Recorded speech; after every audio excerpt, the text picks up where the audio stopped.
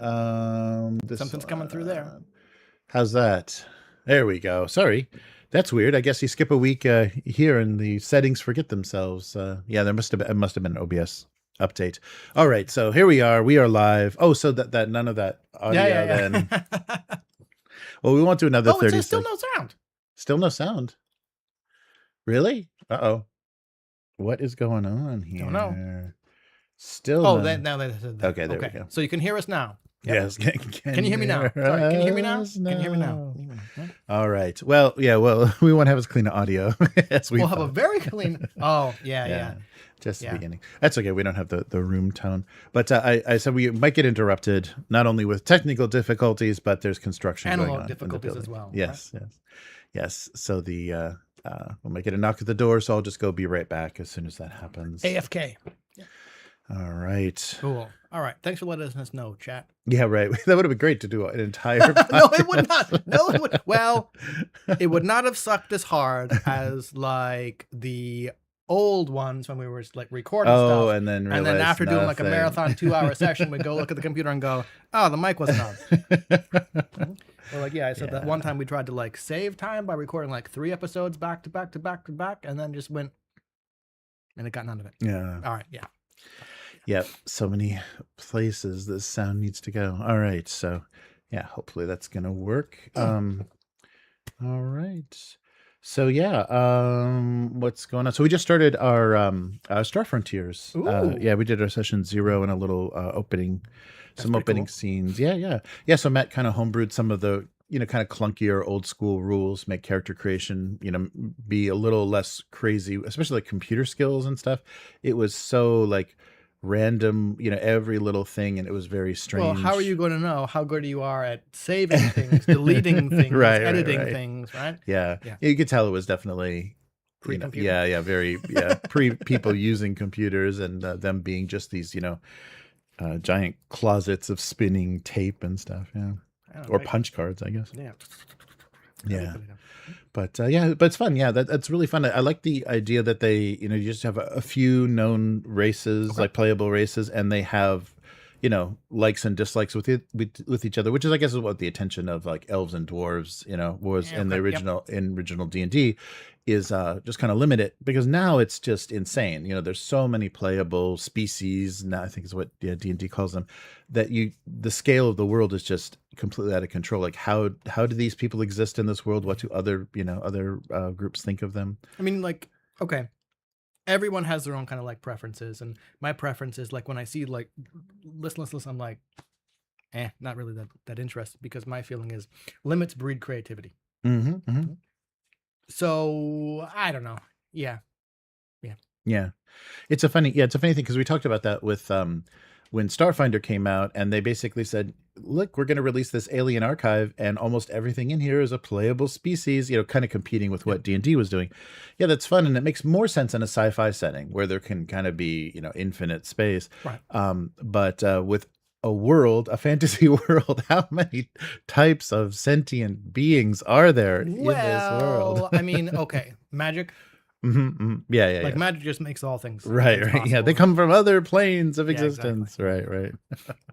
Yeah, but it's fun. It's it'll be and Matt did a lot of work getting it to work with the alchemy VTT. Cool. Yeah, setting everything up. So there probably is somebody probably for Foundry did an old school, but that's going to be just the old rules. So you got everything set up, and it's nice because you just go into a list. You can search the list of gear and everything when you're creating characters, and you don't have to go through the the books, and because there's basic rules and advanced rules, because they really started out Star Frontiers as being really new, player friendly, and actually I think aged it down a little bit, like 10 years old instead of like 12 or 13, whatever.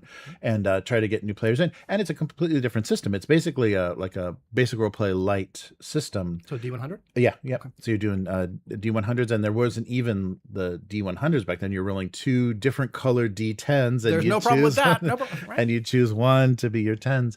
Well, you get to choose, or you set you set that. Yeah, you set that up. So I think, and that's amazing to think that TSR was doing non D20 games and experimenting with what could be done. Brian Danson and the OSR, or whatever, or not the OSR. Sorry, what was it? The game license. Yeah, OGL. The yeah, OGL, yeah. right? The intent purpose of that was to strangle non-D20 stuff. Yep. Yep. So you got to Thanks a lot, Chief. Yeah. So that's an interesting interesting time when they were trying to find other hits, other successes, because that's Boot Hill and all that stuff that TSR was doing. They're trying to hit some different genres and appeal to some different players, and not anymore. Oh, I guess Exodus is going to take the world by storm. The ultimate. Okay. What is it? Wizards of the Coast. Whatever. Yeah, Wizards of the Coast sci-fi setting. Yeah, that you've heard a lot about that, haven't you? I've heard nothing. So, Star Frontiers. Yes. Hard sci-fi or pulp sci-fi? And I'm asking because, like, we were talking about playable species and all that stuff, and having kind of watched a lot of Star Trek Next Generation until it left Netflix, which I'm still kind of mad about. Like, my feeling is Star Trek Next Generation is not a sci-fi show. Well, okay, it's sci-fi in the sense that we're using these sci-fi elements to explore some kind of social issue. Yeah, right. And it's basically like a wagon train thing where like every little planet's its own little island, right? In that case, thing, different species are simply a vehicle to further the story, right? Like these two races don't like each other for whatever reason, right? We don't really care. Then I think more like hard sci-fi would be more like trying to be more realistic, where these things weren't necessarily made to fit the story. They were made to make the world or the setting seem real. Oh, I see. Yeah, they kind of. I think this was influenced, by the success of Traveler, of course, but then the success of Star Wars. Okay. Because this is definitely more, space pulp fantasy, not hard sci-fi. So it's not as fairy tale and heroic as Star Wars, but it's not just contemplating the logical solution to every problem. And I don't think we're going to be encountering those sorts of problems where we go planet side and you're like, well, the Prime Directive says. Oh, the Prime Directive is going to get thrown out the window because they never follow it, right? So we're just kind of this group of more like Firefly. That was Matt said that's kind of the touchstone for what he wanted to do. So we got a ship and we're just some. At the risk of drawing everyone's ire, so more like Firefly. So the most desirable career for a woman is prostitute. Yes, it's a very well respected career. Sorry, man. Joss Whedon has a lot of problems. All right, moving on.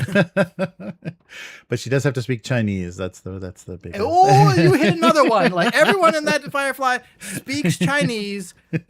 Where are the fucking Chinese people? Yeah, right. Well, anyway, they disappeared. Right. They're a legend. They're only a legend. Sure. All right. But good fun. So we'll continue that. I think because we've got a player out next Friday. I think we're going to continue Star Frontiers on the next Friday. I'm not sure what we're doing tomorrow, so we're going to talk about that. Send us your submission. We've got a player out, so we'll see what's up. But good to see everybody in the chat. Yep, hey, John. Nice. Thanks for letting us know about the sound issue. Oh yeah. They like the silent film version of the podcast, and you get to see some new members in the chat. Oh, nice. Yes. Yeah, if it was silent, you would just see me gesticulating. Chris is going off another rant again. Yeah, good to see. Good. Yeah, Andrew and Erdman and did I see another one? Yeah. Well, good. Good to see. Pick names we can read. People. Yeah. I got the text so small on this monitor. All right, so let's get started for this week with sound. With sound this time.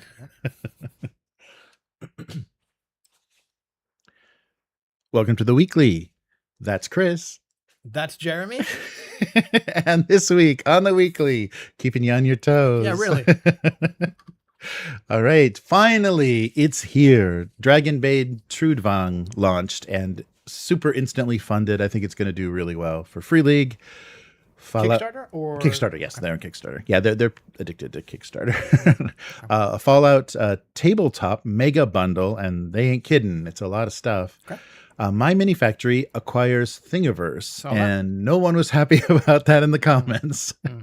And finally, we heard rumors about this. We knew this was a possibility. A second Ghost in the Shell tabletop RPG. This time, Mantic is releasing it. Yeah. Okay. Which they're not really famous for that. So I think they want to make a miniatures game, or they want to make a board game, and they're going to do this in the meantime, maybe they can turn that around faster. Right. Well, as long as you bolt social mechanics onto work, it works, right? Right. All right. So let's start with the thing we've been waiting for all these years since they mentioned that the license was happening. So Dragonbane is getting the Trudvang setting. The legend returns, as they say. On the Kickstarter, the iconic world of deep forest and endless mystery. Oh, wait, just a second. Hold on. Be right back.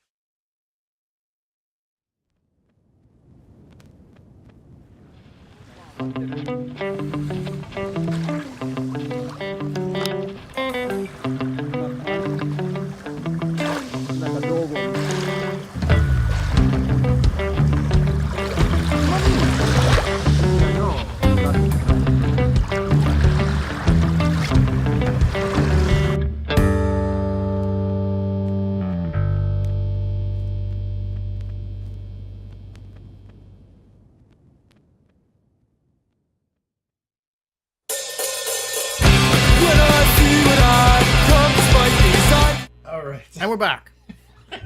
We got some. All right. Yes. So we did get a warning from the building. There will be a visitor, so we will be going away again. All right. Dragonbane, Trudvang is back. The legend returns. So the iconic world of deep forest and endless mystery is coming as a standalone game. So you won't need the Dragonbane, core rules. Previously, it's all going to be in there. Set in with the award-winning system for Dragonbane. So which is D20 based. Yes, D20 based, and they have advantage, disadvantage mechanics, and they use kind of all the dice, but yeah, you're mostly rolling D20s, and it's a roll under system. Fully compatible, so that means everything they're going to be producing for Trudvang, you can kind of cherry pick for your Dragonbane vanilla campaign. If you like the monsters or settings, there'll be things because the stats and everything are going to be compatible. So this is going to be extra content if you don't want to play completely in this kind of darker, more grim setting. This release will be both in Swedish and English.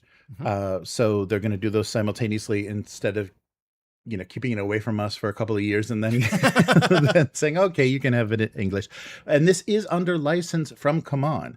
So they didn't buy this completely. They're licensing it, which is a good sign because CMON still has, 7 or 8 Kickstarters they need to fulfill. So this is money they could probably use. Right. So what you interpret that as is CMON is in a decent enough place where they didn't have to sell parts of their IP to fund. Right. Yeah. I thought for sure this was going, completely getting sold to Free League, but they're calling it under license from CMON. No, so still money. Yeah. So and they also talk about early access. So if you pledge now, a few months after the Kickstarter ends, all the backers will get beta PDFs of all 4 books. So right away you're going to have it months before the actual physical release and shipping of everything. Wow, 4 books. Yes. So lots of stuff, and there's so much more. I was really curious how they were going to handle this because Riot Minds developed so much stuff in English for their system. They did 5, I think, crowdfundings. Wow. 4 or 5 for a lot of, for like a slipcase of 3 or 4 books. So there's a ton. That's what I read over Christmas is all of the background for Trudvang. So you get early access to digital PDF so you can start playing with it right away. They may be tweaking it. And of course, they're producing things like a GM screen, custom dice, initiative cards, which they always do for their sets. So the dice set is going to include 2 D20s, 4 D6s, a D4, a D8, a D10, a D12, because some for weapon damage, I think mostly.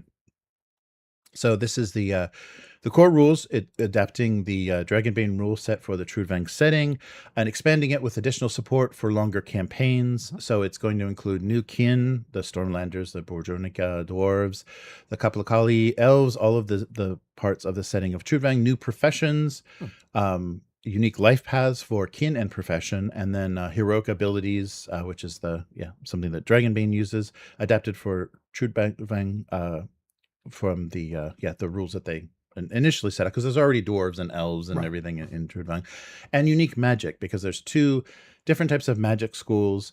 One is kind of the nature magic, and the other one is kind of the death magic. And so there's Vitner Weavers and Dimwalkers. You could have rolled those together. No, they're actually like weird. Yeah, they're weirdly specifically different because the one thing that powers the dark magic is not from nature. Like it's very anti-nature. So it works pretty well. And so they're going to include a book which is the World of Trudvang, which will be all the background. So history, the lands, the faiths, and also traveling. So they're going to have expanded journey rules, because there are already hex crawl rules for Dragonbane. They're going to expand that a little more, probably make it a little more difficult, because you've got really difficult terrain and climates and stuff on this continent. So it's miserable, much more miserable travel. So yeah, you get the core rulebook, the World of Trudvang. The third volume is the Yorgi's Bestiary. So all of the beasts specific to the setting. And so they focus more, they lean towards trolls over orcs and goblins. So different types of every kind of troll is your default kind of creature that you're going after. Plus, they have the Yidras and a lot of the nature spirits. Okay. So it goes, and then also the giants, the frost giants and storm giants and hill giants and all that good stuff. The fourth book is the Saga of the Black Star. So this is the 4-part epic campaign, which was never completed by Riot Mind. They released the first 2 parts of this. So they're renaming it, packaging it as Saga of the Black Star. For the first time, revised and published for the first time in English. So we've already had Wildheart and Snow Saga, both for the 5e adaptation and the original Dragonbane or Trudvang Chronicles, but we haven't gotten the second 2 parts, which are Fire Soul and Deathstorm, which complete the whole campaign. But we're getting it here. You are getting it here, yeah. So we're getting it for this system. So you can play it with Dragonbane. So yeah, it'll be complete. That's why they kind of renamed it, because always Wildheart was the first default campaign starter for both of the versions of this setting. And they're also doing a cloth map, because that's what Free League does. So a nice cloth map of the continent of the main continent of Trudvang. So it's going to be like a 40 by 30 inch. If you've seen the other ones for the other games for Forbidden Lands and Dragonbane, you know what they look like. And it's the same artist, Francesca Barald, is doing it again. This will be exclusive to the campaign, as well as the collector's edition books, which are going to be kind of a brown faux leather, gold embossing, edging, and ribbon. But they're not going to have those. They're saying they're not going to have them. They do have a Dragonbane collector's edition that I think was from... No, it came later. That's right. They did the books later. Those came later, but those are available at retail in a green leather, a lizard man skin type leather. I saw that one. I was impressed. But yeah, right. So so get them while you can. And of course, the original setting for Trudvang was established or first created in the early 2000s. It was done by Theodor Bergqvist and Magnus Malmberg of Riot Minds, and they did a whole campaign world for Drakar och Demoner, or what in English they call Dragonbane. And the thing that they really did a good job of is they let the artists, they kind of like, came up with their setting, and they let the artists kind of inspire them. Right. So the artists that they worked with, they kind of went back and forth to really nail down, how the world looks and feels. So one of those early writers for the original Trudvang is involved. Magnus Setter is involved. He worked on Cyberpunk 2020, Mutant Chronicles, and Forbidden Lands. He was there in the early days of Trudvang, so he had some experience. And we've got a quote from Theodor Bergqvist, one of the original creators, saying, "When we heard that Free League had licensed Trudvang from Common and that Magnus Setter would be leading the work on this new edition, we naturally were delighted, most of all because the world gets to live on, but also because Trudvang has in many ways found its way home again, because it's back to the original, the new version of the game, the game system." Yes, and so the great thing about this is Free League is going to be able to tap into 2 decades of amazing artwork that was done for this setting. So there's Paul Bonner, Alvaro Tapia, Justin Gerard, Daniel Zrom, and many other smaller illustrators did really great contributions to the look and feel of this world, especially the Alvaro Tapia pencil work really fleshed out the tone of this much more than I think, if they had too many different visions or too generic a fantasy look, I think the setting would have been much less compelling. And they talked a lot about how they went back and forth. There were very few revisions once everyone got the artists and the writers kind of got the tone of what they were doing. There was very little revision because they really were, kind of locked into the same. Gee, it's almost like having passion for a project leads to a better project than some kind of corporate slop. Right? Crazy, huh? Yeah, yes.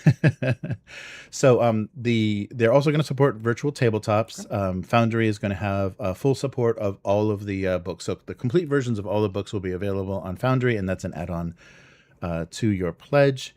And so immediately with the success of this, because I think the first 4 minutes, it just blew away their expectations. So immediately they figured out, okay, we've already unlocked things much faster than we thought. So we have to make new bundles as pledge levels to get people to like not have to add everything. So to have people get the stuff cheaper altogether. Okay.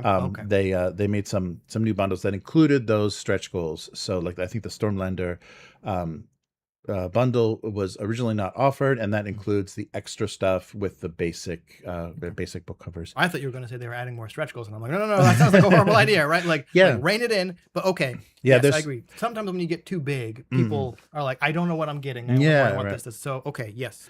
Yeah, they're not going very far. Like they're not doing a starter set, and they're not going too far outside of what they usually offer, which is a screen, dice, and cards, and then the books. So that's good that they're not. But for early backers, of course, they're going to do an art print of the cover, because Paul Bonner did an original piece for this version of the core rulebook. So a new piece of Paul Bonner art, and if you pledged in the first 48 hours, you've got that coming as a print. So I'm not getting it. So yes, so tick, tick, tick.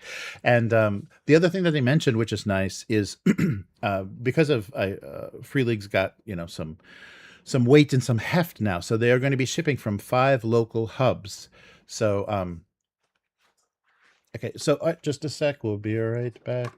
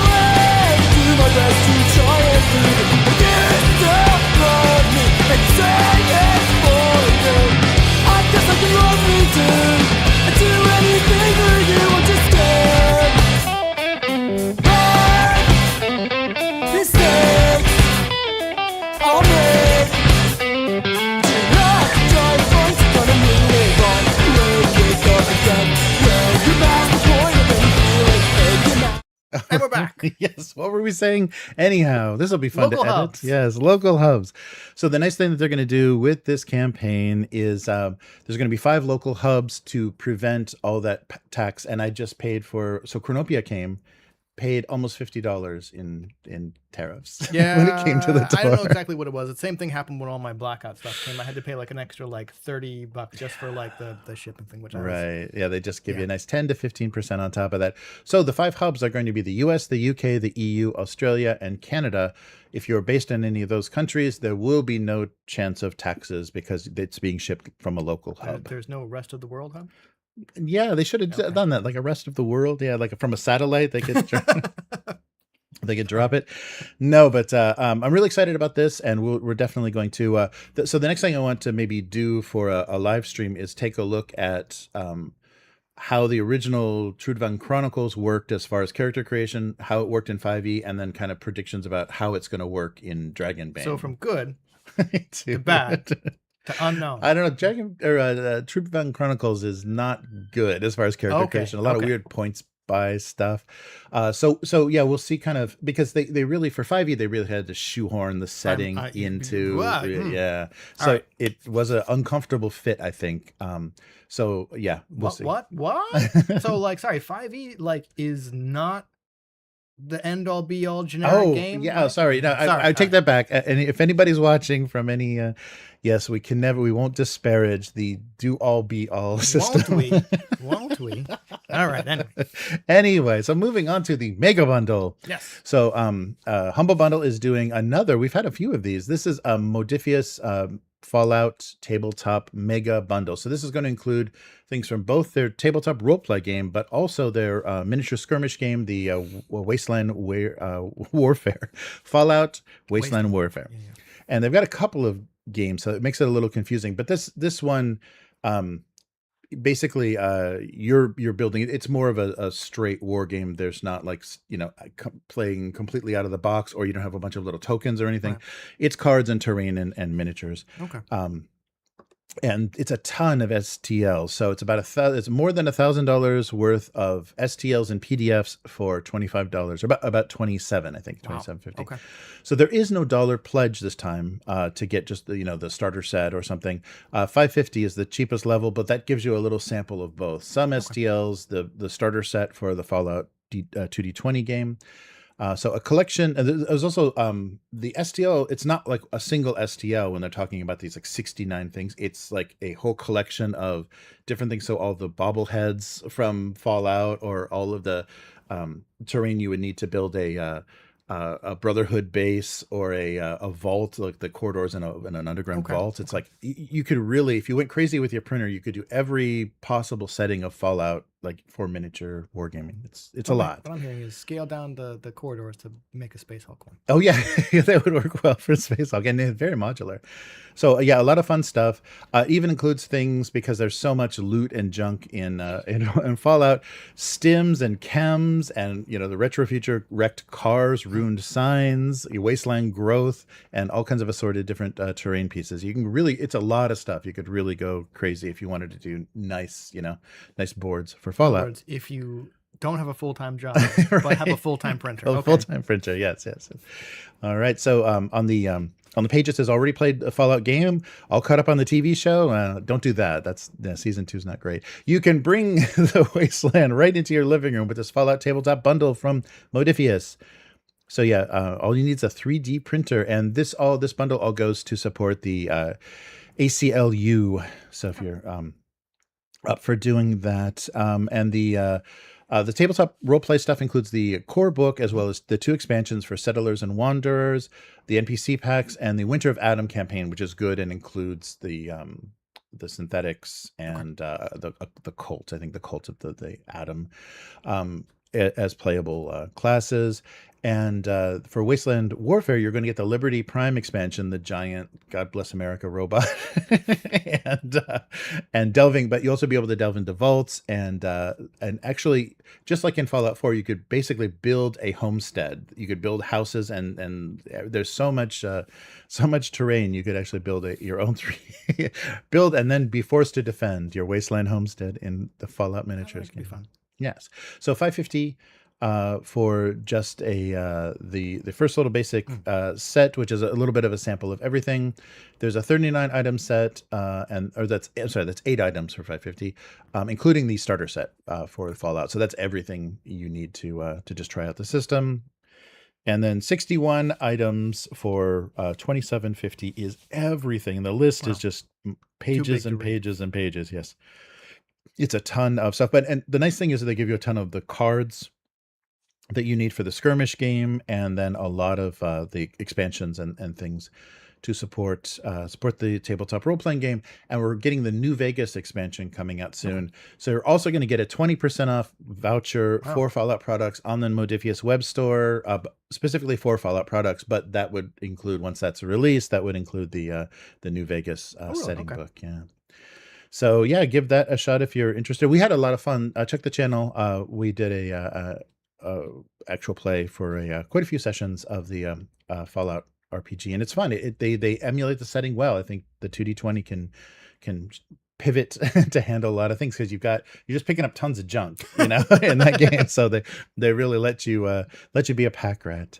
But I do that in real life. Why would I want to play a game about that? Right.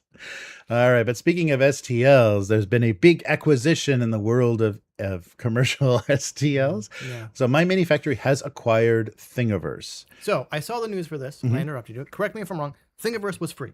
Yes. Yep. And it was a shit pile of shit. Well, I mean, okay, but how could anything that isn't free kind of not end up being that way? Basically, no quality control. And I think the thing that people are not, I don't think they're looking about this as a positive thing, is MyMiniFactory has already said this acquisition is going to mean they're going to instate their, what do they call it? Their soul crafted platform, which means everything on there has to be designated as made by a human. And if it's not, it's going to be generated by AI, and no one's selling that stuff. You can't sell that stuff. So the thing that happened to Thngiverse, even though it's free, is as soon as they had those, take any picture and click a button and turn it into a 3D model, people just dump stuff on there, even though they're not making any money doing that. They just dumped a bunch of AI generated, 3D model garbage that you don't even know if it was printable or what. So there's no quality, nothing.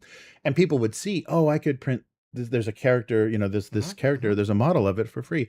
So people love to dig in there and get free junk, but the quality was so, all over the place. So I understand. And there are multiple, there are many platforms of free models still, free STLs. This was the biggest and the oldest. So I think that's why a lot of people are kind of pissed off. It's like, you're ruining my thing. I used to love to dig on that place, look at the newest added stuff or whatever, and, just experiment with Sorry, crap. I'm smirking because you ruined my thing, which is why it was called Thingiverse. Thingiverse, yes, my thing. You ruined my Thingiverse, you bastards.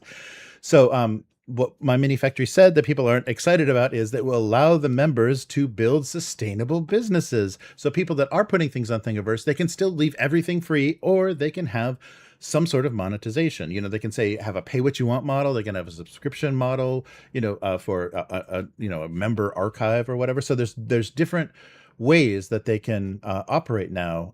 But they have said, so for MyMiniFactory, they said their approach to their business model has generated $100 million in payouts, and more than a million paying customers for thousands of independent designers. Okay. The other thing that they have also, that was part of this statement, is they also acquired Umagine, which is an ailing repository of RC designers. So I guess that's like model kits, things for RC cars, like maybe body kits and stuff. So that's another thing that's going to be added to this. So Thingiverse had tens of millions of subscribers, or not subscribers, but users. Users. There we go. Every month, a massive archive, a very passionate community, but very underserved because you would have to have your stuff somewhere else, in a Patreon or something, if you're gonna try to make any money from it. There were no tools or support or even a business model on Thingiverse to make that happen. Everything was free. It was just a repository. So now they're going to kind of implement their soul crafted platform, which is their initiative to protect human creativity from the flood of AI generated content. So everything is going to say, this is made by a person, not a prompt. and they have zero tolerance for AI generated content on the MyMiniFactory platform. So that's going to now apply to Thingiverse, which will, slow down the slop. There'll be fewer new models because people aren't going to be throwing stuff on there. But they do say in the announcement, the open sharing culture that defines Thingiverse isn't going anywhere. Free models on Thingiverse will remain free. They're not going to put everything behind a content wall. These are two independent platforms that will remain independent because they weren't created with the same intent. One was for a 3D artist to sell stuff. The other one was just for people to put stuff, just to store their models. So we'll see, we'll see how long that lasts. I don't know. Like, okay, I don't know what they're doing, obviously. I hadn't realized that MyMiniFactory had a human-made only thing, which, okay, I respect them for. But it kind of seems like you said, okay, if there was a 3D artist out there who wanted to monetize the thing they were making, they would have had to put it on something other than Thingiverse. So the argument, I think, could be made that if people were uploading to Thingiverse, they were not interested in monetizing their stuff. This, maybe I'm looking at it kind of sinister. This kind of seems to me like MyMiniFactory going, let's get some royalties or let's get some stuff from Thingiverse because, like, okay, we bought this. You don't have to change your payment model, but we're going to allow people to. And it's just like, because you're going to get a cut of whatever sales are made on that, right? So, or, they might see ads popping up when you that's the other try thing to download stuff. Right? I'm going on Thingiverse. It's already filled with slop, I guess, right? And dumpster diving is fun. Do I want to deal with ads too? Right? Yeah. Yes, plus ads. Yeah, right. Yeah, so I mean, there are a ton of platforms. Thingiverse, of course, being the biggest and oldest. But so we'll say this is, I think, disappointing to a lot of people that just relied on this, like their little projects. They make little widgets or whatever, and they just have a place to put it in. Anybody could find it, and I'm not sure how good. The other thing with these older repositories is their search probably terrible. Yeah, is really bad. Search criteria, they don't tag things well, and it's hard to find stuff. But MyMiniFactory is promising they're gonna try not to fuck it up. They're gonna try to leave them separate and get rid of the slop. Get rid of the AI generated stuff, which I'm sure you could find plenty of other places. So we'll see how this goes, and we'll see if this actually starts to hurt hurt hobbyists that just want to share their creativity. Things are changing. Moves are being made. All right, and our last story about the virtual is everything's been virtual except Kickstarter. A second Ghost in the Shell TTRPG. In case one wasn't enough, in case you thought Shell and Ghost were the two stupidest stats you've ever heard for an RPG. Is that what they are? Yeah. You know what? I can't as someone who plays Barber the Apocalypse stuff, or like you have two stat stuff, I can't complain, right? Yeah, but Shell and Ghost, really. That makes sense. Anyway, all right. Yep. Yes. All right. So we knew these rights were floating around, and we had heard something about possibly Mantic being involved. There were, and I think it was the Alessio Cavatore had I think River Horse or something. He had a studio that he was intending to use to do this, but then something got screwed up with the rights. So I think maybe Mantic helped him out.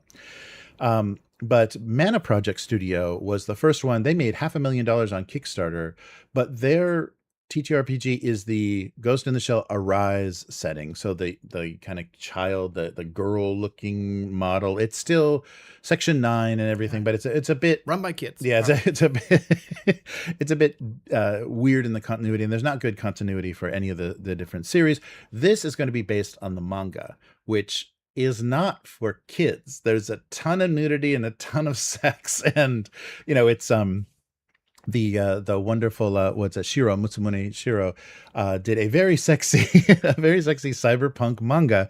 That's what they're using as a basis, and they're using all the art. I mean, not maybe all the art, but they're using a lot of his nice pieces of art. I'm sure a TTRPG company will approach issues of sex and sexuality respectfully. Yes. I couldn't finish that. Right. Yeah. So this will be, we don't know the details, but it's a bespoke design for the game system by Alessio Cavatore and Zach Baroth. And yes, it's an immersive RPG combining fast-paced narrative-driven mechanics with the philosophical depth and visual flair that define Ghost in the Shell. So because the movie, the Oshi movie made this very philosophical. It was not so much a bit in the manga, but it made it really, just pondering existence and the, how much of my body can I give up before I'm not a human anymore, and a lot of those cybernetic kind of, what is a human issues. I don't think the manga is much more sexy action based, but there's a lot. The weird thing is there's a ton that takes place in like the cyber world in the manga. So I don't know how fun that's going to be or how they're going to even portray that. But we'll see. This is a original system, so we'll see. And having two of these now, so that must mean, because we heard rumors or Manga Project Studio said, well, we're going to explore the other settings in Ghost in the Shell. Well, no, you're not. If Mantic's got the rights and has already published something, and that may be why they're rushing this, because the fulfillment of this Kickstarter is supposed to be fall of 2026. Mantic is saying, hey, summer of this year, we're going to have ours out. So maybe that may be due to a rights kind of thing. Espionage. Yeah. So in the game, you're playing a group of cybernetically enhanced police in Section 9 solving various crimes, most of which are some kind of with a technological bent, probably similar to the writing. I would assume similar to the writing for the first TV series. I'm going to stick my oar in here. Not cyberpunk. If you're playing cops, it's not cyberpunk. Right, I'm sorry. Right. So Shiro Masamune published this manga originally for Kondasha back in the 90s. I think it's not new. Or maybe late 80s even, because he was really active in the late 80s. But so narrative driven, and they're going to try to keep the philosophical depth, which I don't know how they're going to do. So humanity stat from the press release or the announcement from Mantic, set in the near future of the cybernetic world.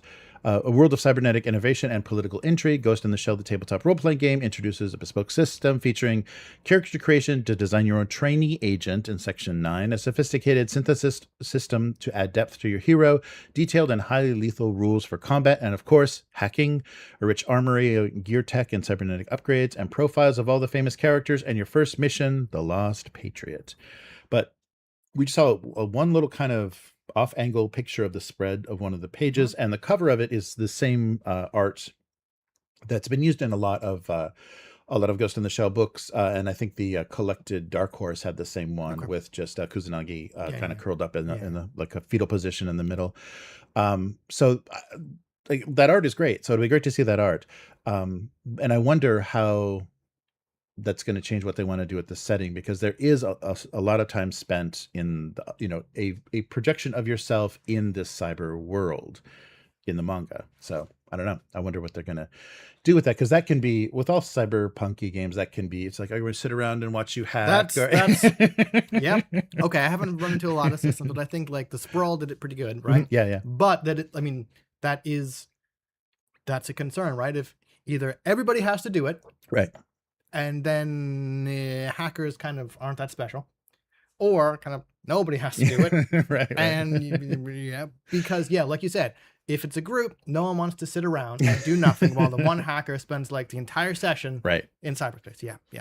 But I think all the Section 9 characters at least had the ports in the back, and that's the great thing too, is like they're connecting wires. So Wi-Fi, it wasn't a thing yet. I'm interested to see what Mantic is doing, why they're doing a tabletop RPG. I think they're just helping out this designer to get his project out. And how this is going to clash with because it seems like more like a rules light, more very unusual take. This bespoke system, which kind of makes me think of some like indie snobs sitting there. Well, the Mana project definitely was that. They did a Cowboy Bebop one before that was like, what kind of music, Western and jazz? Yeah, what kind of like music are we hearing in this scene? It's like a wine pairing with your character. It's like, I can't, you know what? The games I've played and backed, I can't say boo about that, right? Right. Yes, but so we'll see what this looks like this summer, and doesn't look like it's going to crowdfunding, so that it's good. That's probably why they can beat the other one to market. So that'll do it for this week. Sorry about the interruptions. Yep.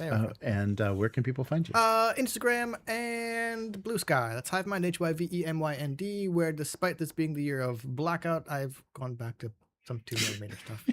I don't know. Like there's just something about spending a couple hours a night and being like, I finished an entire unit, right? Like huge mass of troops versus, well, that shoulder plate is done, right? Because I'm trying to take my time on this stuff, right? It's the same, like the same amount of paint, the same effort that goes into it, but you're like, 5% finished versus like done. Right. Now I can understand that definitely, especially with limited time, because it does, time just like gets away from you. It's like I spent how long on that?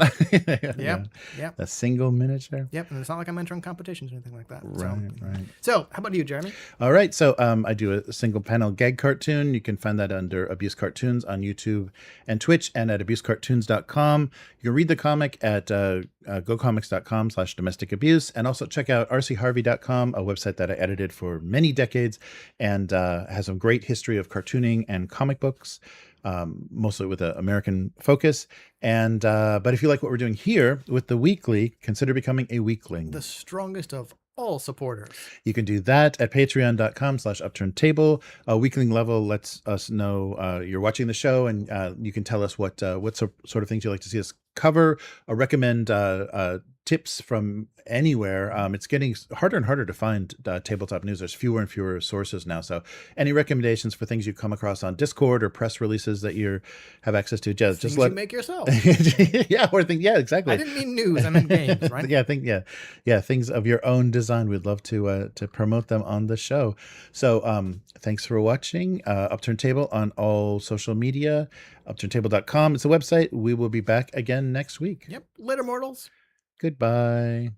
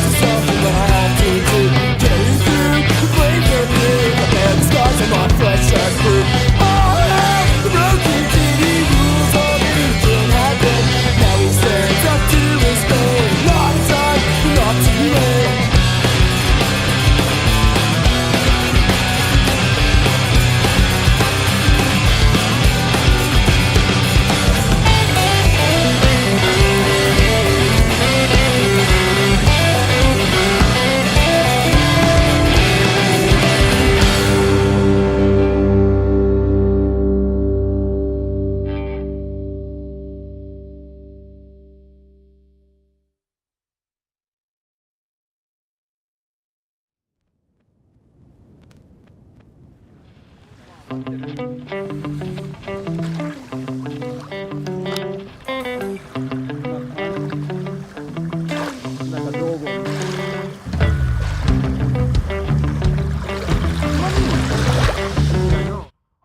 right. So sorry about that. There was a lot of interruption. But they're checking the gas in the building. I guess they're going to do some upgrade or install. There's new people moving in. So sorry for all the... so you got to see the Be Right Back music quite a few times. So how is everybody? Is anybody left? Is anybody still here? How is it going? All right. Miguel is here. Oh yeah, Miguel, I sent you the Discord invite on Messenger, so check that out if you're still interested. We got a pretty big party right now, don't we, Matt, for for Star Frontiers? But there's other RPGs. All right, so yeah. Yeah, Matt's saying, let's all get a pizza while the Netrunner plays his mini game. Exactly. Yeah, but it was very integrated in the manga, so I wonder what they would do in an RPG. There's been a couple of like good solutions for that, kind of like everybody being there with you, like you could bring anybody. The one thing in the sprawl that Chris mentioned is we had one player that was basically just in like a armored refrigerator, never left his house, and we could talk to him like he was on, he was on the net all the time, and he could do things for us, but we never physically saw him because he was just this, emaciated, decrepit hacker that just like lived in a refrigerator, basically. So we only heard him speak. But yeah, I was happy too for the Dragonbane Trudvang, a new original cover, so a new piece of art they commissioned for that, which is another reason you don't need the collector's edition cover, because you don't have that art. Maybe they did that. Maybe there's like a page on the inside that has the art. There's like an inner page with it, or the end papers or something, but they don't have it for all 4 books, so probably not. But yeah, good to see. So we got we got through that. Yeah, I wonder, so they're definitely gonna purge Thingiverse, but I think already there were like, a lot of those sites were getting hit with even if you weren't selling stuff, they were Games Workshop and places were having you take down stuff that they thought was violation, but they were doing it all with AI, so they were just anything that was named the wrong thing got taken down. So I don't know. Yeah, the comments though. And the other thing I forgot to mention, MyMiniFactory did a big Q&A, I think, on their Discord or like on a video call to answer people's concerns, and the comments underneath their announcement were just vicious. They're just like, "How are you going to ruin this?" So yeah, I'm trying to think. I'm sure there are examples of it, but I can't think of any like big example of MyMiniFactory taking something over and totally fucking it up. I think they've done okay as providing like a retail backend that's easy to use, has a decent interface for sellers, and for people that do Patreons, they allow you to link. So awards that go to patrons for 3D designers, the STF files, just go straight into your MyMini library. So it's become like a Dropbox or whatever for, like hoarding your STLs, but it's got a lot of nice automation, and they're working, now with bigger publishers and things too. There's a lot of promotion for, like, they did the Pathfinder official miniatures that were paired with the 1-page rules. And so like Titanforge and some of those creators have gotten pretty big. So I don't think they could have done that as easily without, without the kind of business practices of MyMiniFactory. I don't know what that means, but people, I think anything that disrupts the free hobbyist, whether it's like posting code, posting software you wrote or whatever for free and just sharing it, anything that's going to get in the way of that, I think people are pretty frustrated with and down on. So I can understand the reaction, but I don't know. They don't have enough of a bad reputation yet. I mean, the stuff is still so new. I think MyMiniFactory said they've only been doing this for like a decade. So it's a new kind of thing but yeah, it is gonna. There are probably going to be ads and things that will make it very very different from what the previous experience was. But yeah, there's not going to be any of that internet left. It's all going away. That fantasy, that dream of this, just a network that connected universities that people could exchange ideas and post their dissertations. That is so not a thing anymore. When I did the unboxing of the Chronopia stuff, I wasn't familiar enough yet with Seocast. And Seocast, I didn't know if it uses any release or anything, so I looked it up. And for the casting, they don't use a release agent, I guess because of the property of the plastic itself and the molds. There's no need for it.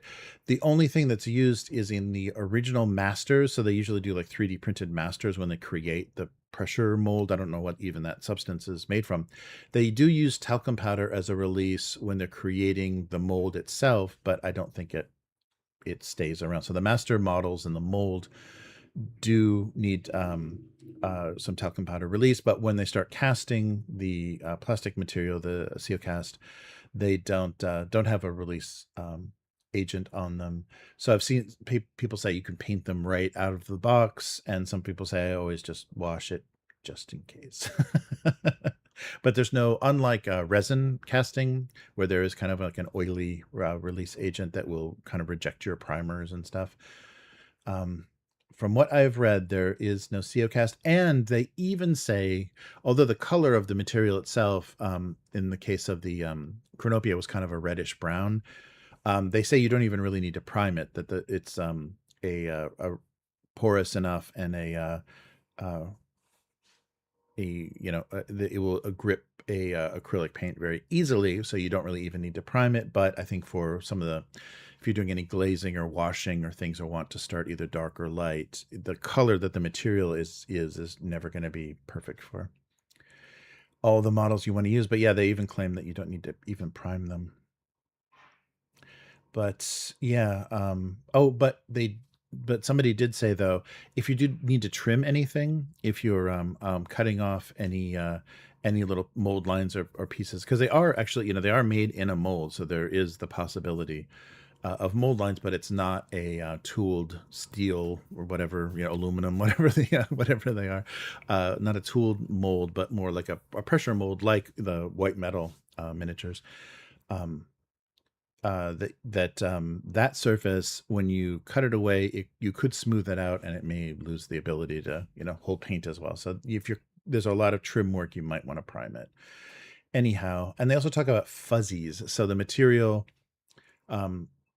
unlike what you do with resin or the HIPS plastic, sometimes when you're scratching things off, it's not so easy to work with the Seocast. It kind of shreds, like the surface of it, fibers or something form, and you get kind of a weird fuzziness, they say, to some of the parts you try to smooth. So if you're filing it or sanding it, it's gonna react differently than what you'd expect. But that's all I've read so far. So we'll see. So I really want to start putting those guys together, putting them dwarves together. And I got the models out from the demo kit, so I'll compare those. I'll show you when I'm doing some assembly stream or something. I'll show you the scale differences and stuff. I think they pretty much stuck to everything. I don't know. They looked tiny, but there might have been some resculpts. We'll have to see.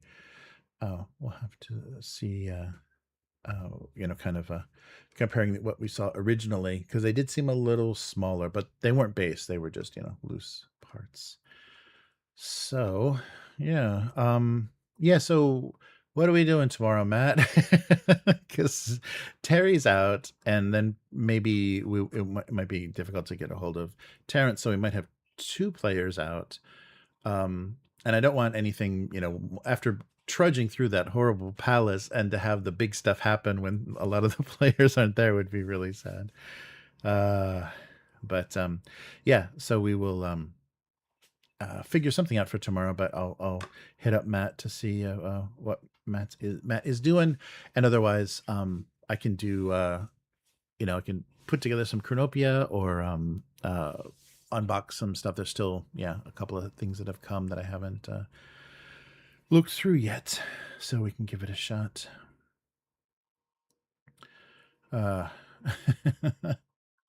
Yeah, let me catch up with the chat.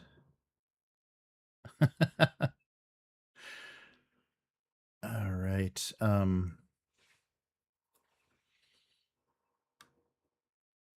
Yeah, what's going on?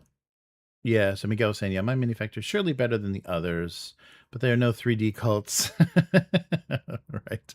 Yeah, that's the purple site. So if you ever want, I don't know what they're doing, but people are getting, like, when GW does a release for a new character sculpt, somehow there'll magically be a version of it on the purple site. And yeah, so I don't know if they're scanning stuff or they're just, looking at the promotional images and just sculpting real quick. It's pretty funny. Yeah, give them time. Yes, right. Give them time. Just like Trench Crusade, it all turns into, well, we want to make as much money as possible. Oh yeah, and yeah, Abyss made a good point. Yeah, MyMiniFactory gets big enough, they go public, then they got shareholders to satisfy, and yeah, we know how people like to talk to shareholders. If you've seen that recent Palantir video, psychopaths. And any shareholder that would still be backing a company after watching an executive talk that way the Palantir guy did, yikes. You are evil. Well, there was a small news article about one of the board game companies. What is it, AEG? One of their executives parted ways. They put it in that very safe corpo speak.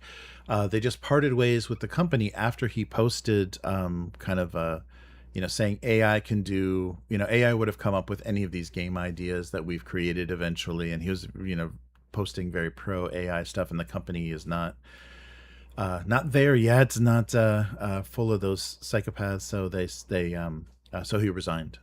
He got kind of a talking to, and then I guess so maybe he'll start working for an AI board game company. But that was interesting. The news. Oh yes. We could do a retromancy. Yeah, if Matt is up for it, we'll see what there's, because I still have. Yeah, right. I didn't do a flip through for Cyworld or Villains and Vigilantes, or I've got a bunch of the old kind of miscellaneous books. There's this pile of books, and it's got some fun, like, Ralph Bakshi Lord of the Rings, like, promotional stuff, and yeah, so there's some fun stuff in there. Maybe we can go through that as well. Nice. Yeah, we can. Yeah, that's a good idea. Yeah, Cyworld is only, I don't have the box anymore, just have the cover of the box, and it's only, I think, 2 books. But it may be worth doing a flip through. I think I have the PDFs as well, if it's more readable in digital form. I'm not sure how, like, yellowed the book is, but yeah, we can show those off. That would be fun. A retromancy episode. But yeah, that would be good. Yeah, because I don't want to. We've gone, it was like 7 sessions already for Old School Essentials, the Palace of the Silver Princess, and stuff's just about to get good, or the real dangerous stuff is coming. Spoilers. So I don't want anybody to miss that. I don't want anybody not to watch their characters die. What fun is that? Yeah, so we'll figure something out for tomorrow about this time, and hopefully no gas company techs have to come in and find out there is no gas line to this floor. Yes, I knew that already, but no one would believe me. But yeah. Oh, has anybody? It was one of the sponsors, or just an affiliate, not a sponsor, but an affiliate that we got offered.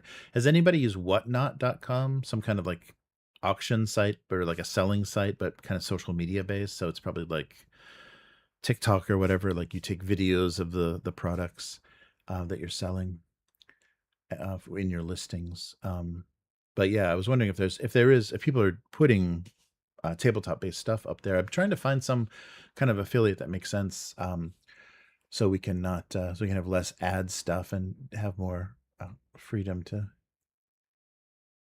to post stuff without and then actually run things without ads on YouTube. That would be great. Especially longer form stuff. All right. Abyss says, Old School Essentials has made me a thrill-seeking junkie. Yes. There are all kinds of fun things. Oh! I just realized I totally screwed up.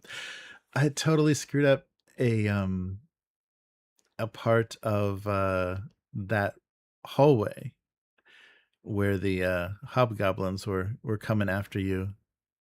Yeah. Oh well. It was good. You handled it interestingly anyhow, yeah, because I think I got lost in the shuffle between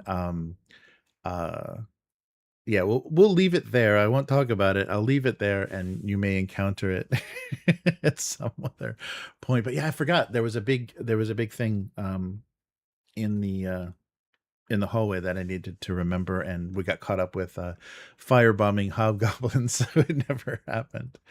Yikes! All right. Yeah, that's weird. I wonder if that was in. Because I've mashed up the two versions of the module, the original one and then the Moldvay kind of revision. And so there were some things that I wanted to include. So that might have been one of the things I wanted to include that didn't. I can just move it somewhere else so you can have fun. Still have that fun. But yeah, I totally forgot. That's weird. Yeah, I don't know. That's a ton of Fallout. And the funny thing about Fallout is so specific. It has such a specific look, that atomic age kind of retro look, that you can't really use. I guess some of it is generic wasteland enough. You could use it for other settings, but most of it is, the cars and stuff. You're not going to be throwing those anywhere. But yeah, a lot of good stuff for Fallout. Yeah, so what do you got? Does anybody made it through? Did they make it through season 2? I was not. It just, I don't know. It's like a weird what's the yeah, it's just a weird trip through the setting. It's like, remember this, remember that, remember this. Like they have to do this, they have to show this, they have to do this. It's just like the story is kind of falling apart, and it's not not very interesting. So yeah, that's a shame, because that first season, it felt like they could do some interesting stuff, and I think they've just kind of given up on doing that. Okay, I won't spoil anything yet, but yeah, they spent some money on it. Like visually, there's some stuff, but it's like I can't think of the expression, but just like just walking through something. If you wanted to make like one of those cheesy amusement park rides of Fallout, like what would you put here, like waving at you in the corner, and what parts would you walk by? It's just a some kind of weird overview of the setting. And they wasted Vegas. Like the New Vegas would be a really fun place to set the show for a while and have things screw around, and they just like boom, boom, boom, boom, boom. That's solved, that's solved, that's solved, that's solved. So they just kind of show you a bunch of little things. So it's not very satisfying, like the tensions and things in the world. And I guess because depending on how you play the game, you either get like choices you make affect what's going on, so you see more or less of certain things. And the the actual, especially like the DLC and stuff for New Vegas, got really weird and really dark and stuff, so maybe they didn't want to go there and confuse people, because they mostly just want normies that never played the game watching it. But I don't know, and I just got very uninterested very fast. I don't know. Oh, really? Hijack? Yeah. I've only watched like maybe the first part of the first season of Hijack. Can they sustain that for another? Are they on a different plane, or are they did another plane get hijacked? I only made it through the first few, probably half of the season 1. But yeah, I think some of these ideas, it's okay just to do one season of television, right? Like, because aren't like the rules for syndication and stuff, isn't that all changed now because of streaming? Like, you don't have to do that bloated American thing now where you have to do 22 episodes of something because it's still kind of popular. You know, you can do the more British model where you got a couple of seasons and then a Christmas special and then you're out and then leave them wanting more. I don't know. It's very strange. Oh yeah, yeah, right. Oh yeah, yeah. Yeah, that was surprising. He was surprisingly bad. He was charming on all the Red Letter Media stuff that he did. Red Letter, yeah, Red Letter Media, yeah. Yeah, when we saw him again being funny. But yeah, his acting was pretty disappointing. Yeah, we won't spoil it, Matt, but there is a cameo, not cameo, he's a character in season 2. But he is not a great actor anymore. He was a great kid actor because he was all precocious and stuff. Yes. He's in everything. Yeah, very strange. Yeah, what was the other thing that there was a ton of? Something I was watching recently, a bunch of cameos in. Oh, Shrinking, yeah. Season 3. Is it season 3? Whatever the new season of Shrinking had some like bunch of cameos, a bunch of like, oh, I know who that is, but they're so old kind of actors in it. Yes.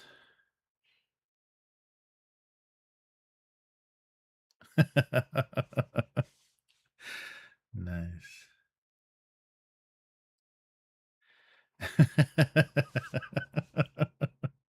Who's John Robert Thompson? Josh Robert Thompson. Josh Robert Thompson.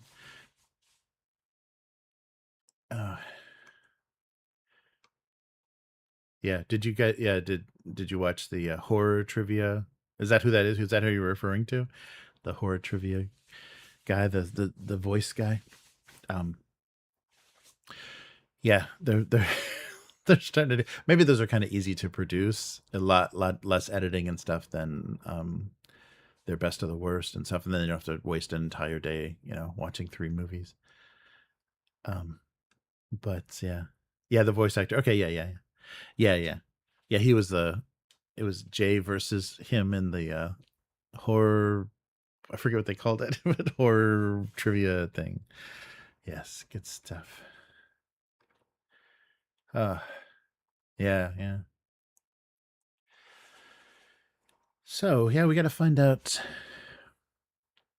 Yeah, if we need to fill, because we'll decide once we finish the Palace of the Silver Princess. We'll have to decide what's the next other game, the not Star Frontiers game. It probably shouldn't be sci-fi, I guess.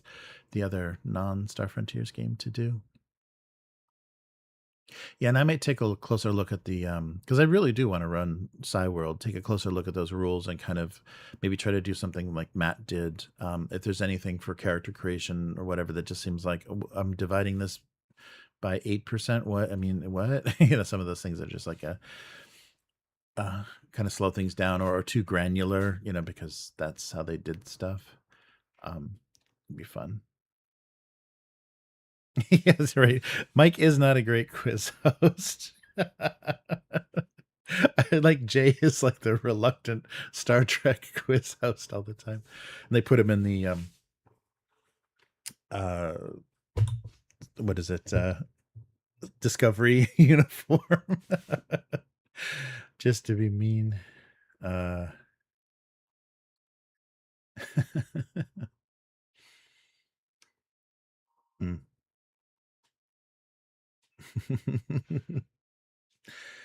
Yeah, I don't think I'd want to do horror trivia against Jay.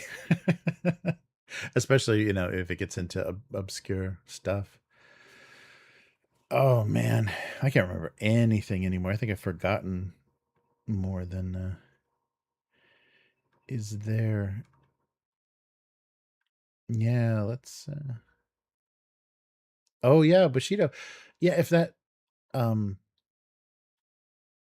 game designer workshop website worked, I think you could get physical copies of Bushido there. Yeah, well, I mean, not that they ship anything out. I never heard back from the set that I ordered that never showed up. Yeah, we will see. So yeah, so Matt and I'll figure out something for tomorrow. Oh, sorry. Something for tomorrow.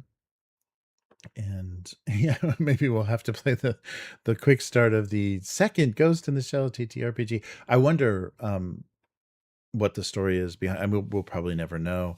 But when Mana Project was, pitching their Kickstarter, that's what everyone was talking about. It. There are rights also floating around to another game, and I think it was the Calvatore's studio that had it, and maybe they just couldn't get it. Maybe they, I don't know, wanted to do crowdfunding and realized, well, you can't do two in a row because there's no way people are going to pay another $500,000 for something we don't know how different it is. So maybe Mantic rescued him for all the hard design work he's done for them throughout the years. Yeah. Crazy.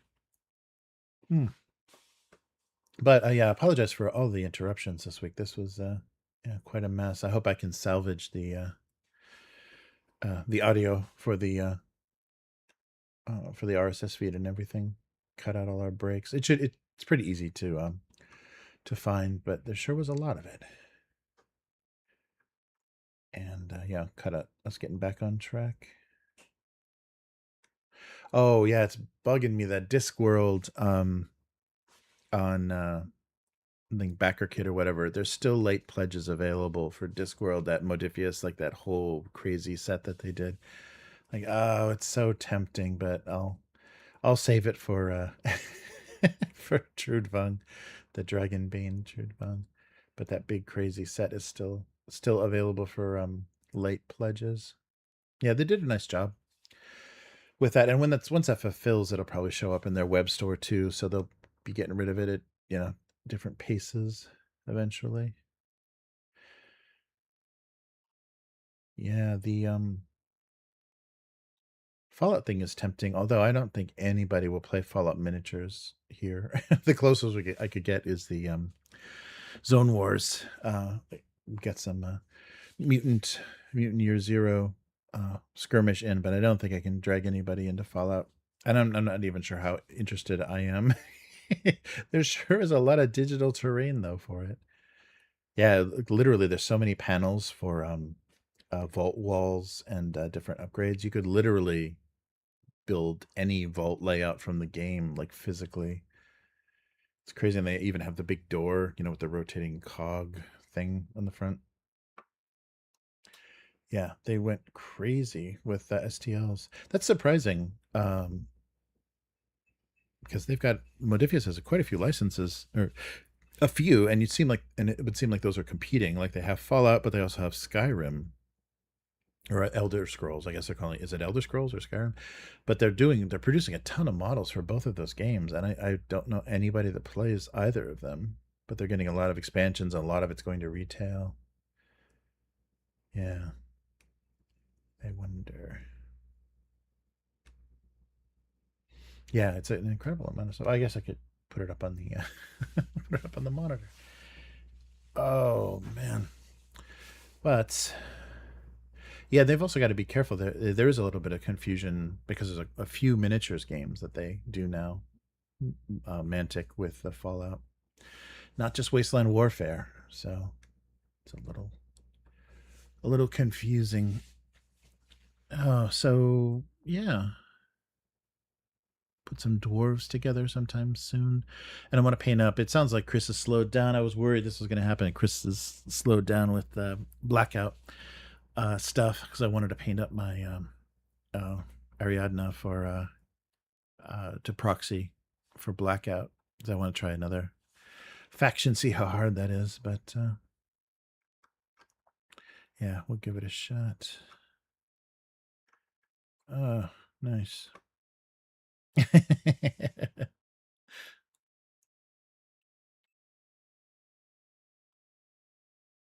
Ah, yeah, yeah. Monos are followed.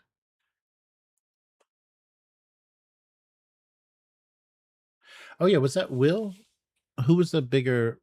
Yeah, Discworld fan. I think I've only read one or two books. I'm not very deep into it, but that set was amazing. It was really well done. They went all out. You could tell there's big Discworld fans at Modifius because they went all out. Yeah, who was?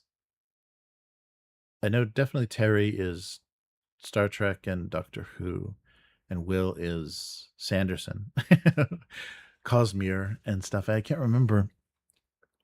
Yeah, I'm not a huge Discworld fan, but I sure would love a wacky fantasy, done that style. Oh, it's Matt. It was Matt the whole time. Matt is the big Terry Pratchett fan. So I'm warning you, Matt. It's still available on BackerKit, that Modifius set. Although, we'd be playing it digital anyhow, so yeah. All right. Well, good stuff. Yeah, we're watching. I don't know, some of them are 3D and some of them are drone shots of Japan for some reason on the monitor. Oh, and I have this. I still haven't found. I've got an old iPad, but I don't have any. It's so slow that the so as a soundboard, I can't react to things quickly enough, and I'm sure some of this stuff is going to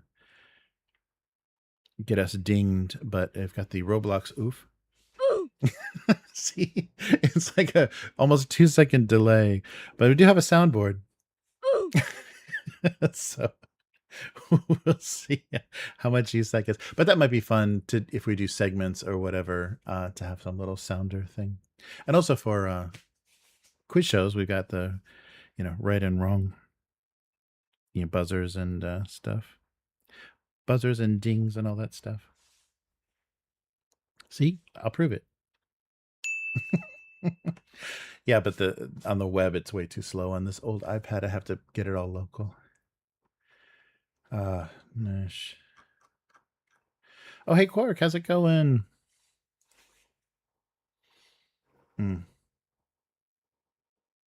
Oh, that's funny. Yeah, Will is very funny. He's got a great sense of humor, but doesn't like comedy. Yeah, that's right. That came up one time.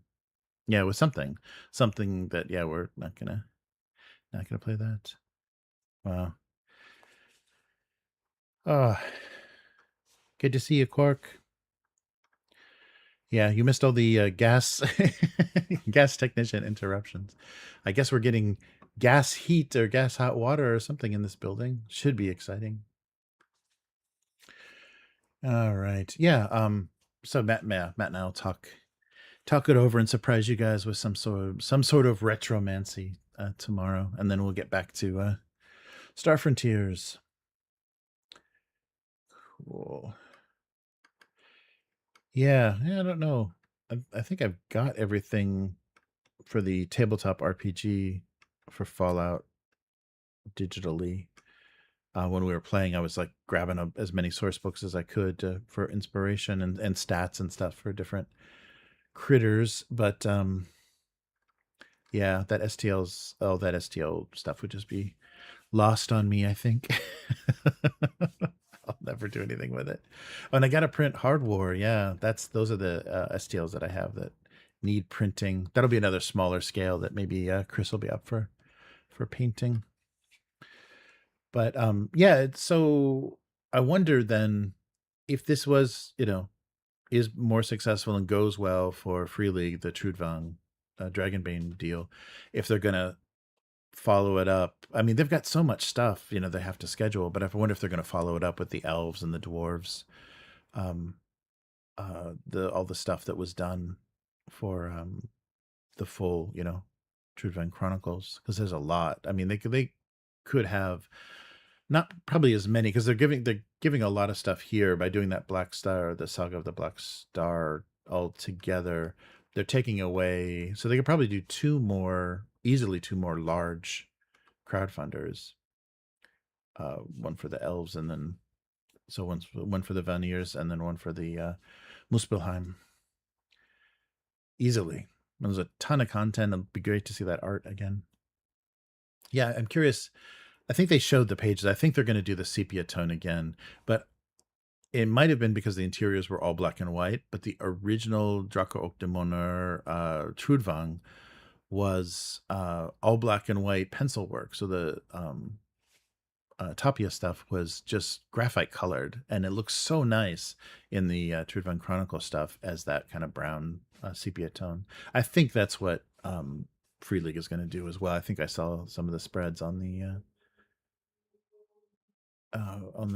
website. That looks really nice, especially with the, if you've got like a parchment effect, like a parchment texture.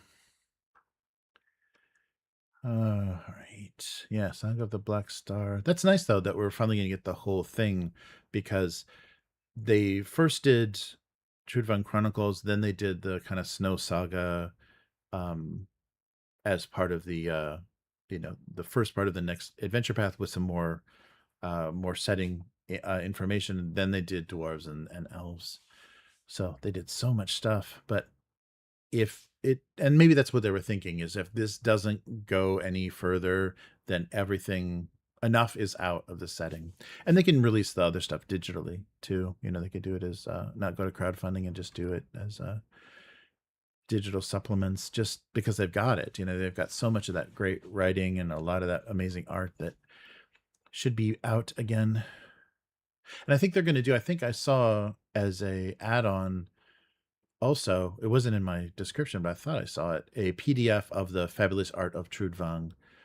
That has a lot of nice director's commentary, or kind of producer, writer, artist commentary about the inspiration for each of the kind of kingdoms, and why they chose what they did to make the elves different and the dwarves different, and theming them. So I think the elves are themed more Finnish in their in a lot of their naming schemes, and a lot of the that was the thing that's probably the biggest maybe drawback for English only speakers, is the naming conventions are really hard, because they go from Eastern European to like Gaelic, Celtic Gaelic inspiration, to Scandinavian, Swedish, Norwegian, but then Finnish, which is very different, and there's a lot of like weird words that they just kind of assembled because of where they took the inspiration from for the theming. So that was rough. But yeah, great art. And I'm curious if there's any surprises in the stretch goals. I think it's just going to unlock different, they're going to add stuff that they already have, pages for character classes and stuff to different volumes, but they're not doing a slipcase. I guess that lets them have some flexibility too in the page count, because you're pretty much locked in. You're not going to add pages to a book if they're going to be crammed into a slipcase. Yeah, cool. But so Matt saying, do you think Dragonbane Vaesen artist works for Trudvang? Some reason I can't picture it being aesthetically on point in my mind. There was some overlap between the mythological creatures, but yeah, there weren't especially the Hernstrom. I mean the Thomas, the guy that or who's I'm probably got the name wrong. That's the director of Free League. But there was some crossover when I was going through the Yorgi's Bestiary. There was crossover because they're going through the same mythology. I think there's definitely inspiration still in there, especially for some of the undead and stuff. But it looks like they went more European now, and with their inspiration with the not Transylvania, but the they're right over there, aren't they? The the other settings that they did, the other places that they took it. Yeah, I wonder.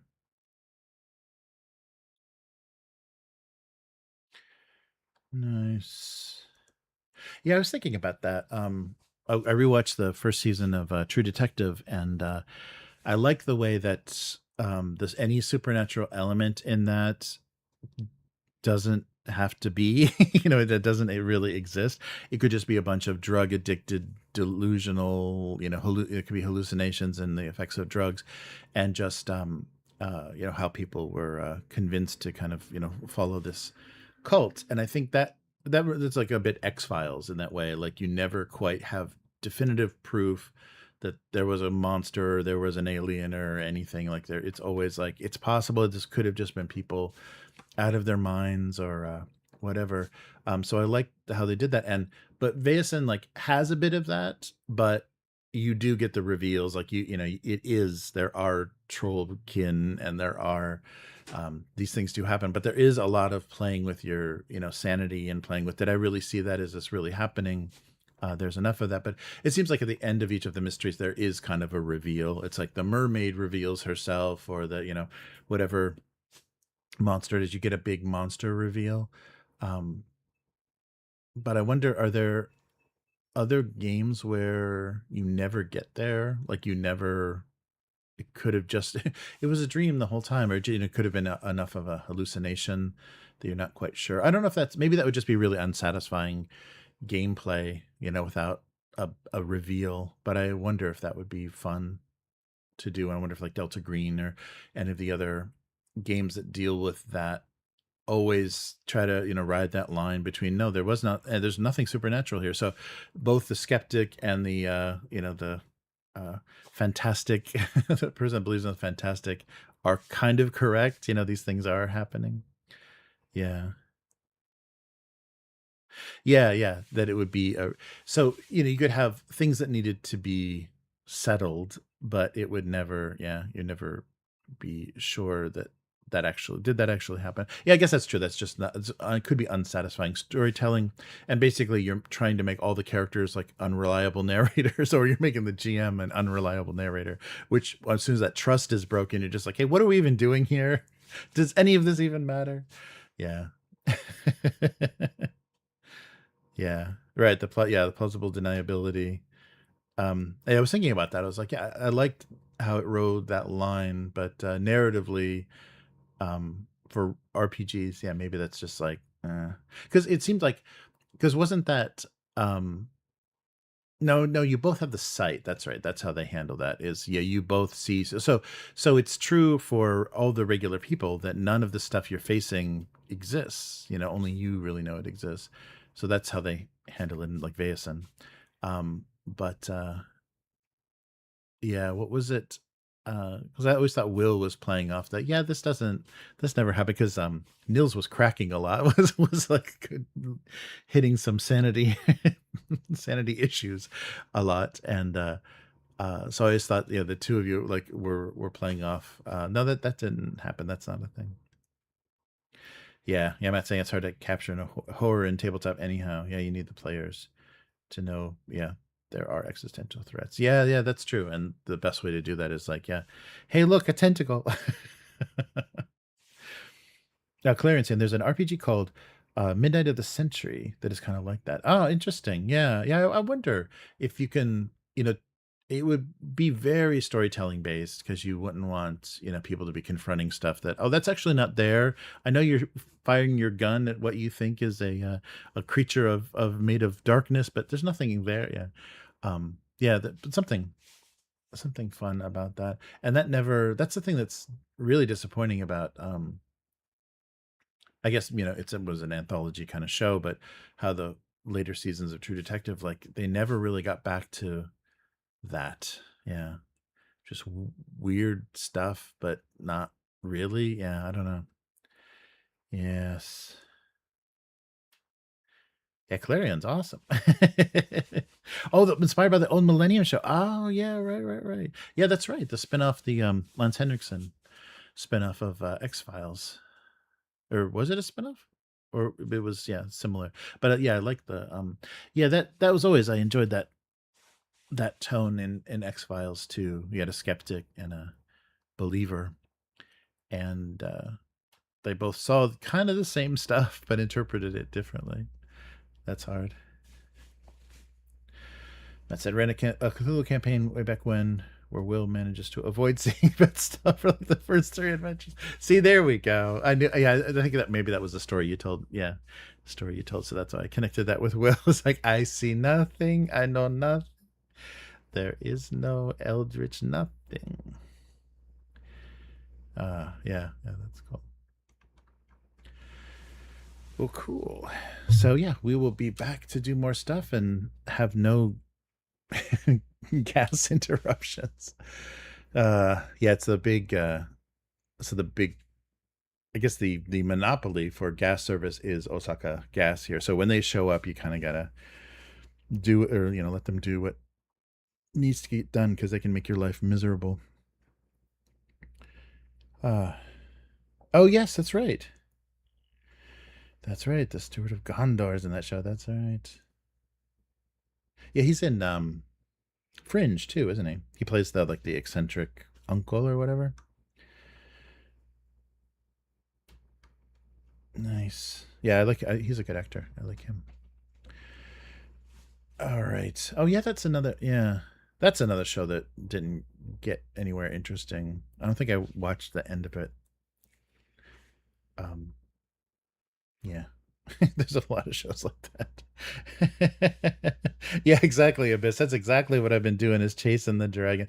But I think the that director and the writer, I think they hated each other, and it was like one of those things where their creative clash, and basically the writer just being an ass, a very talented but a very difficult guy, made that show as good as it was, and you can't recreate that again, because I think by the second season, I think they tried, I but I think like they got rid of the writer or something. It's like something happened where they were like messing with his story, and it just couldn't happen again. Like they couldn't come through with the same sort of magic, and you can't really do that same thing again.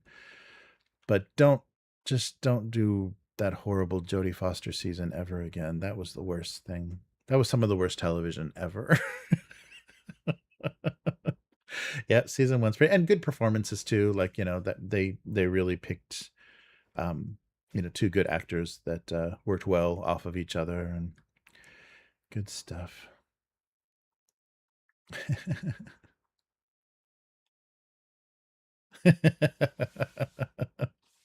A whole different meaning for Matt. Matt and his opium. We all know he's got one of those really long pipes. Yeah, sorry, Abyss. I didn't mean to remind you how horrible Alaska is in True Detective. Oof. Yeah, that didn't seem like the same show. Like, it seems like they just bought the rights to use that name, because they don't even pretend that it's. But they do directly, like they do try to directly link it to season 1, which is ridiculous. But it's yeah, that's just the worst. All right. But yeah, we'll put that ugliness behind us. All right. So yeah, see everybody tomorrow for something. And yeah, thanks for joining us. Thanks to the members and patrons always for making all this possible, all those PDFs and actual plays and all that good stuff. So take care, and we'll see you again. We'll see you tomorrow, but see you for the weekly next week. Goodbye.